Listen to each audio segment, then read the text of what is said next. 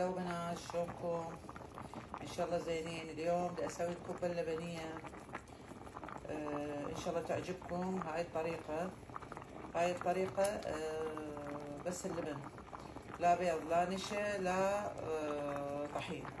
وهسه خليت المي مع الحبية فارا لمدة ربع ساعة. وراها خليت الكبة ورا 10 دقايق، وهنا اللبن طارقته وطلعته من الثلاجة قبل ساعة ساعتين على مود يكون بارد. وهنا هم مخليه خاشو قد ماجي وعصرة ليمون. ما عندك ليمون دوزي. وهسه وياكم حنخلي اللبن. هاي الطريقة مالتي هي، شوف عيني.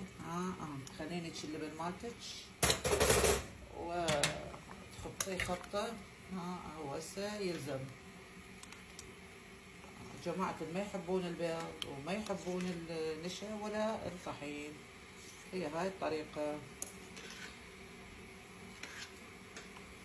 هاي كافي وزايد.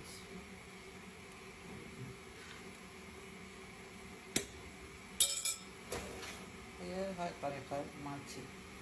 يفور وغسل هو يلزم. شوفوا بنات، هسه اللبن فار، لا انقطع ولا صار بيه هيجي مثل اللقع، لا صافي ويخبل هيجي. خابصة نفسك بالبيض والنشا والزفارة والطحين. حتى صراحة تثخن المرقة، أنا ما تعجبني. أنا من أحكي على نفسي، ما لي علاقة بغيري شي يسوي.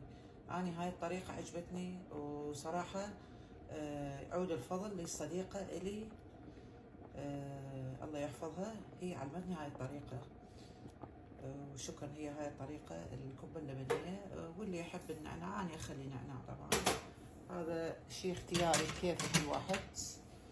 وهي هاي الطريقة عجبتني، معتمدة عليها هاي سنين. وشكرا. هي هاي الطريقة الكبة اللبنية احنا اللي نسويها. اللي يعتمدها اهلا وسهلا، ما يعتمدها هم براحته، يبقى على طريقته. بس شكرا والعافية علينا.